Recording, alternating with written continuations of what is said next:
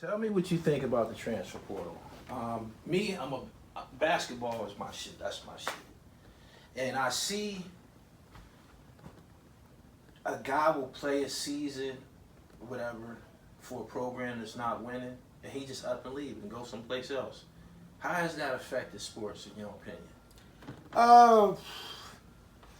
I feel like I don't think the transfer portal bad. I do think should be some restrictions on like it used to be. You transfer, you got to sit out a year. Like I think that's ridiculous. You know what I mean?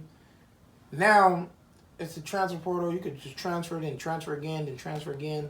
Like that's crazy. I feel like maybe you could transfer once, and then if something going wrong, you could be able to transfer again. You know, I don't got nothing against like the transfer portal. I just feel like people trying to say that's with making sports like it's killing the college sports and stuff. I think one, people say it's killing it, but more people watching it now. You know, because they're like, what the heck? I thought it was, you know, Right. But that could be happening in the portal. I feel like it should be more restrictions on it to like how many times you could enter the portal and stuff. But I feel like it favors the athletes, but probably don't favor the fans as much. You know, It favors the athletes because it's like if things not working out for me, I go elsewhere.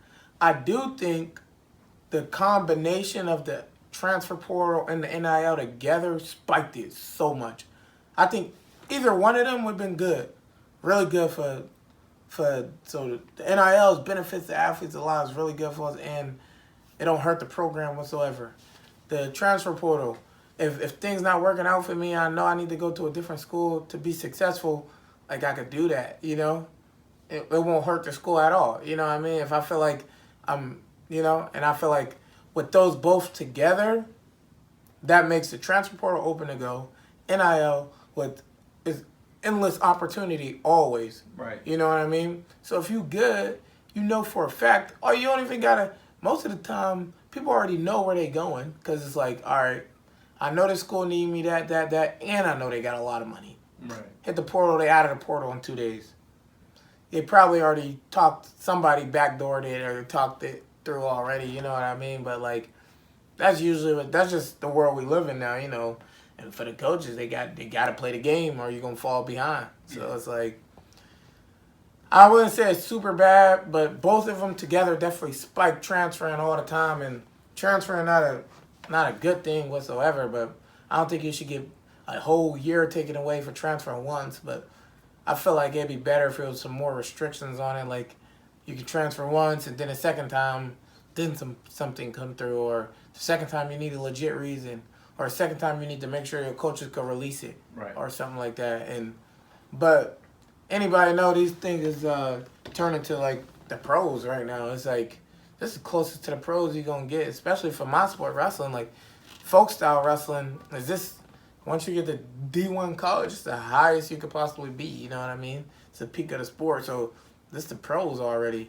You can do everything, but not get you. At least you won't get traded. That's the only thing they missing right now, you know?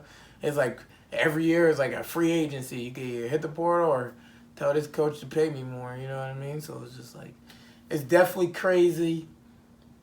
And I wouldn't say if it's good or bad for the sport because, like, it's good for the athletes at least because at least I feel like I got an option. And it's like, you know how much people commit to these schools and they like, now the school allowed to recruit whoever they want over me. Yeah. You know what I mean? I ain't gonna say no, you can't do that, but I can't leave. You know. Yeah. That's how it be. So it's like I see other people's point of view. It's kind of just turned into like it's more power to the athlete, and it's like you can leave. It's crazy, you know. And the thing is, like everything, people gonna find a way to exploit anything. You know what I mean? It's always a positive and a negative. When it first came to the idea, it's all positive. That's all they were thinking about. They didn't think about the negative. You know what I mean? Right. So that's just how it is. A positive and a negative to almost everything. No doubt. Rafer Alston, also known as Skip to My Lou, Southside Jamaica Queen, and you watching Gully TV.